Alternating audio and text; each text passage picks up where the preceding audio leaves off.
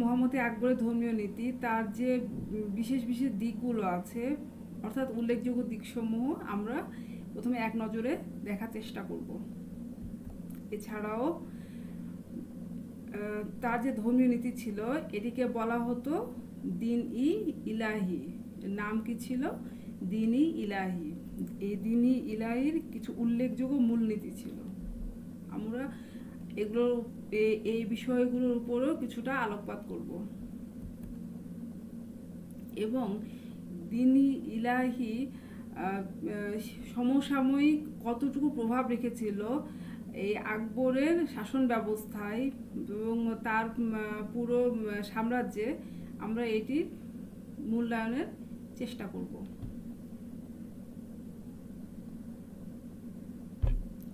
তাহলে আমরা দেখি যে মোহাম্মদ আকবরের এই যে ধর্মীয় নীতি এর উল্লেখযোগ্য দিকসমূহ।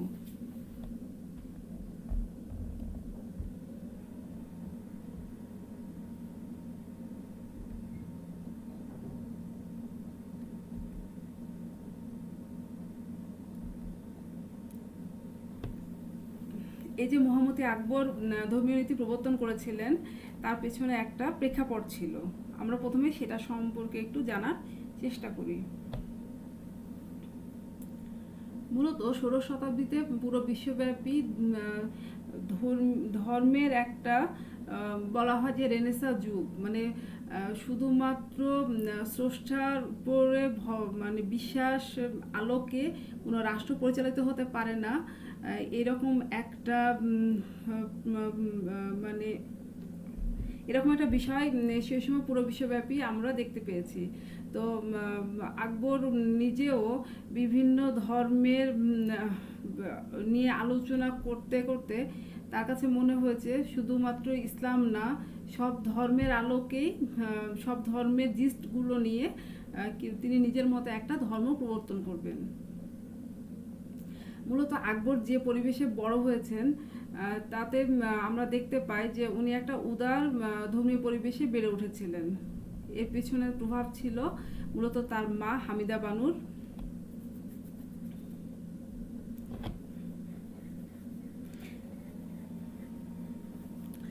এই জন্য আমরা দেখি যে আকবর ছোটবেলা থেকেই উদার এবং সহসাপন্থী হয়ে বেড়ে উঠেছিলেন। এবং প্রথম জীবনে আকবর সুফি ধর্মমতের সংস্পর্শে আসার সুযোগ পেয়েছিলেন। এতে তার আধ্যাত্মিক চিন্তাধারা ও অনুসন্ধিৎসার পথ সুগম হয়। এবং পরবর্তীতে তার গৃহশিক্ষক আব্দুল লতিফের অধীনে উনি কি করেছেন, যে শিক্ষা লাভ করেছিলেন এবং তার গৃহশিক্ষকের কাছে তিনি সুলো ওই কুল নীতিতে অনুপ্রাণিত হয়ে ওঠেন। এই সুলো কুল এই নীতিটা কি, নীতি কি, এটি নিয়ে আমরা পরবর্তীতে ডিটেলস কথা বলবো আর কি। আজকে শুধু জেনে রাখো যে উনি আব্দুল লতিফের অধীনে একটা নতুন নীতিতে অনুপ্রাণিত হয়েছিলেন। এর নাম হচ্ছে সুলো কুল নীতি।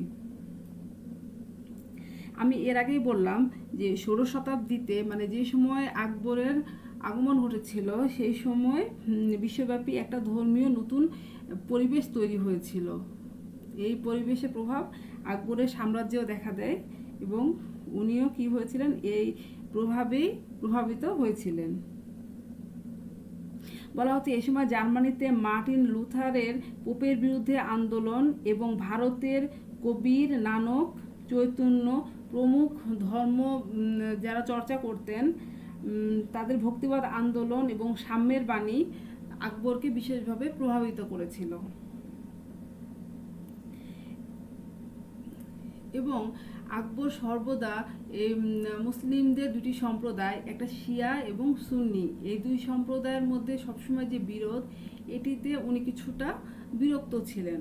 কারণ তার মা ছিলেন একজন শিয়া মতাবলম্বী, এই জন্য উনি মায়ের কাছ থেকে শিয়া মতাবলম্বী বা শিয়া প্রভাবে প্রভাবিত হয়েছিলেন।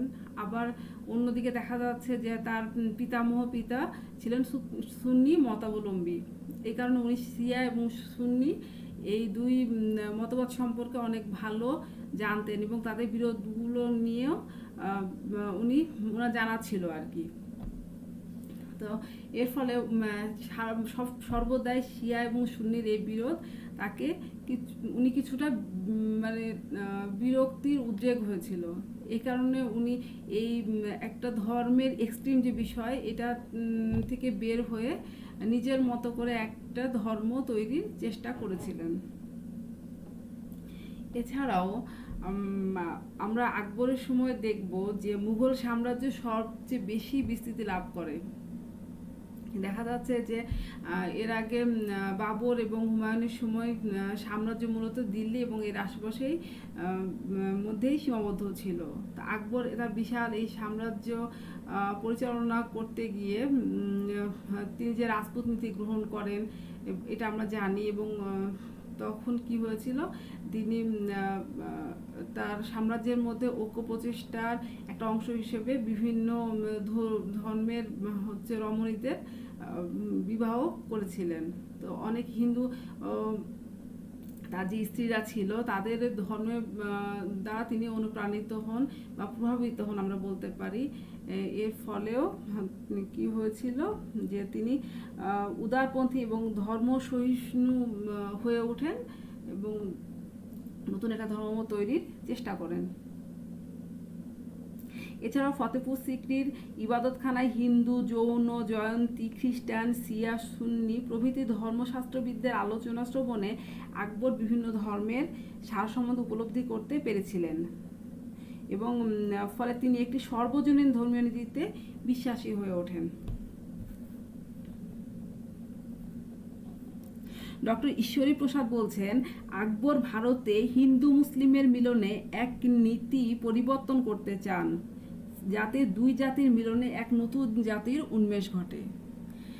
সম্রাট আকবরের সময় বা মোহাম্মদ আকবরের সময় আমরা দেখি বাংলা, বিহার থেকে শুরু করে দাক্ষিণাত্যের যদিও জয় হয়নি কিন্তু অনেক অঞ্চল কি হয় মুঘল সাম্রাজ্যের অধীনে আসে। তো বিশাল সাম্রাজ্যকে রক্ষার জন্য মানে এই যে ধর্মের বিভেদ এটিকে আসলে দূরীভূত করার জন্য পুরো সাম্রাজ্যকে দৃঢ়বন্ধনে আবদ্ধ করার জন্যই মূলত উনি কী করেছিলেন, একটা ধর্মীয় নীতি প্রবর্তন করেন যেন মানুষ হিন্দু মুসলিম এই বিভেদ না থাকে এবং তারা কি করে একটা উদার একটা ধর্ম গ্রহণ করে এবং সাম্রাজ্য যেন ঐক্য অটুট থাকে।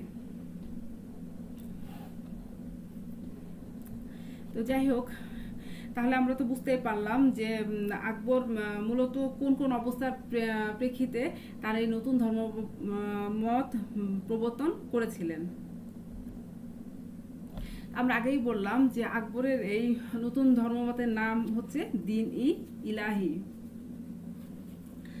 আচ্ছা, আমরা এখন একটা জিনিস দেখে নিই এর মধ্যে যে সম্রাট আকবরের এই যে নতুন ধর্মমত প্রতিষ্ঠা করলেন এর মানে আকবর আসলে অনেকে বলে থাকে যে সম্রাট আকবর কি ছিলেন হিন্দু রমণীদের বিয়ে করে হিন্দু বিশ্বাসী হয়ে ওঠেন এবং উনি মুসলমান ধর্ম ত্যাগ করেন।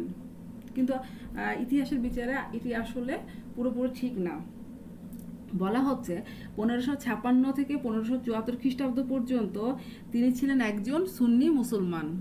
যদিও তার মা হামিদা বানু একজন শিয়া মতাবলম্বী ছিলেন, তারপরেও তিনি তার পিতা এবং পিতামহের যে সুন্নি মতাবলম্বী এই অনুসারেই নিজের জীবন পরিচালিত করতেন।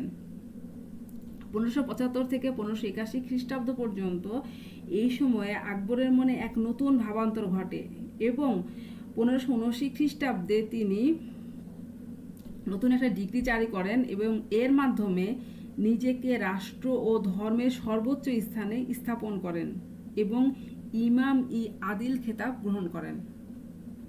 তাহলে কি হলো, 1579 খ্রিস্টাব্দে উনি নতুন এই ধর্মমত প্রবর্তন করেন যার নাম আমরা কি বলছি, দ্বীন-ই-ইলাহি। বলা হচ্ছে এরপরে 1582 থেকে 1605 মানে যখন আকবর মারা যান 1605 খ্রিস্টাব্দ, এই সময়ের মধ্যে তার মধ্যে চূড়ান্ত কি হয় মতান্তর ঘটে এবং সকল ধর্ম সার নিয়ে তিনি এই নতুন দ্বীন-ই-ইলাহি নামে নতুন ধর্মমত প্রবর্তন করেন।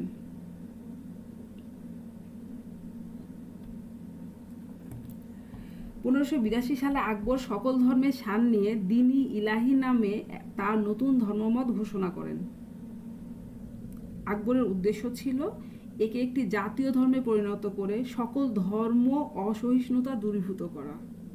এতে কোনো এক বিশেষ ধর্মের প্রাধান্য স্বীকৃতি পায়নি বা স্বীকৃত হয়নি। তো চলো আমরা দেখে নিই যে এই যে দ্বীন-ই ইলাহির কথা আমরা বলছি, নতুন এই ধর্মমত, এর বিশেষ দিকগুলো কি ছিল। বলা হচ্ছে যে যারা নতুন এই ধর্মমত গ্রহণ করবে তাদেরকে সম্রাটের নামে তাদের নিজেদের জীবন, ধন, সম্পত্তি এবং ধর্ম উৎসর্গ করতে হবে। এ ধর্মের একটা নতুন কালিমা মোহাম্মদ আকবর তৈরি করেছিলেন। এটি হচ্ছে লা ইলাহা ইল্লাল্লাহু আকবর খলিফাতুল্লাহ। তখন সালামের পরিবর্তে আল্লাহু আকবার এবং যে সালামের উত্তর নিবে তাকে বলতে হতো জাল্লা জালালাহু। এই সময় জন্মদিন পালন, নিরামিষ ভোজন এবং অগ্নিকে পবিত্র বলে মনে করা হতো। মানে যারা দ্বীন-ই ইলাহি এই ধর্মমত গ্রহণ করবে তারা আমিষ ভোজন থেকে যত বেশি বিরত থাকবে, ধারণা করা হতো যে দ্বীন-ই ইলাহি এই ধর্মমত সে তত বেশি মানে ভালোভাবে গ্রহণ করেছে। এছাড়াও দ্বীন-ই ইলাহির অনুসারীগণ মৃত্যুর পর ভোজ না দিয়ে জীবিতকালেই উক্ত ভোজ তাদেরকে দিতে হতো। বদায়ুনি হচ্ছেন একজন মুঘল সম্রাটদের ঐতিহাসিক আর কি সমসাময়িক। উনি বলছেন যে আকবর দ্বীন-ই ইলাহির জন্য অনেকগুলো ইসলাম বিরোধী নীতিও প্রবর্তন করেন। যেমন নামাজ, রোজা, হজ পালন নিষিদ্ধ করেন, দাড়ি রাখা ও কুরআন হাদিস পাঠ নিষিদ্ধ করেন, মসজিদকে আস্তাবলে রূপান্তর করেন এবং সম্রাটকে সিজদা প্রদান করতে হবে এটি বলেন। কিন্তু বদায়ুনের এই বক্তব্য আসলে কতটুকু সঠিক এটি নিয়েও মতান্তর আছে। এই জন্য এটি যে ইতিহাসের বিচারে একেবারেই মানে আকবর যে এই বিষয়গুলো মানে কোরআন হাদিস নিষিদ্ধ করেছিলেন এবং মসজিদে কেউ যেতে পারবে না, এগুলো আসলে সত্যতা নিয়ে যথেষ্টই প্রশ্ন রয়ে গেছে।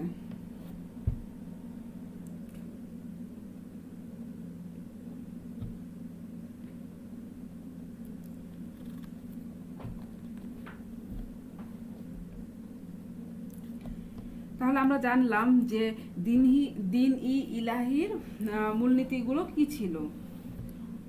এখন আমরা দেখি যে সম্রাট আকবর যে দ্বীন-ই ইলাহি প্রবর্তন করলেন, মূলত এটির আসলে পরিণতি কি ছিল। বলা হচ্ছে যে দ্বীন-ই ইলাহি নতুন যে ধর্মমত, এটি আসলে কোনো ধর্মের মানুষকে তেমন প্রভাবিত করতে পারেনি। আবুল ফজল বলছেন যে এই দ্বীন-ই ইলাহির সদস্য সংখ্যা ছিল মাত্র 18 জন। মাত্র 18 জন। এদের মধ্যে একমাত্র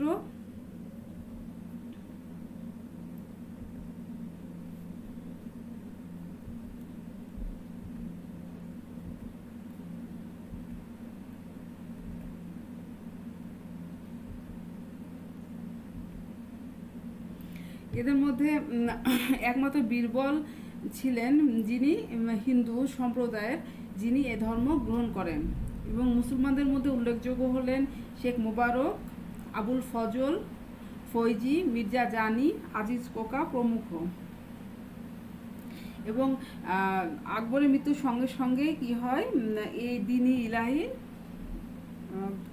বলা হচ্ছে যে সমাপ্তি ঘটে। কারণ এটি ছিল মূলত অনেক বেশি মানে আকবর ব্যক্তিগত একটি বিষয়। আকবর নিজেই এই ধর্মমত প্রতিষ্ঠা করেছিলেন এবং কখনো কারো উপরে চাপ প্রয়োগ করেননি এই ধর্মমত গ্রহণের ব্যাপারে। যাদের ইচ্ছা ছিল তারা এই ধর্মমত গ্রহণ করত। আর তিনি একজন শাসক হিসেবে বা সম্রাট হিসেবে কখনোই কারো উপরে এই ধর্মমত চাপিয়ে দেননি।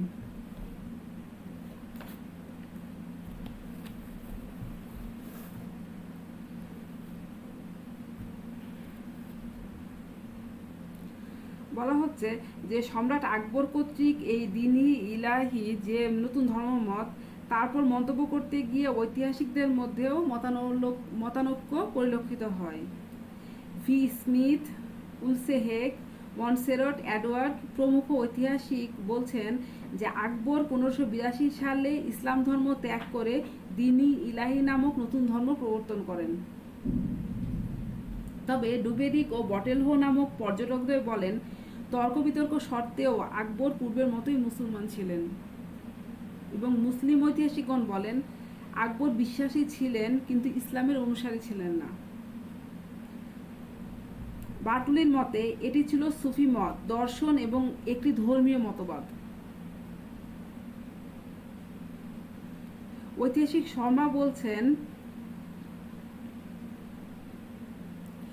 যে the crowning expression of the emperor's national idealism, দিনী ইলাহিকে বলছেন যে crowning expression of the emperor's national idealism. তবে সর্বোপরি যে আকবর আসলে কখনো ইসলাম ধর্ম পুরোপুরি ত্যাগ করেননি।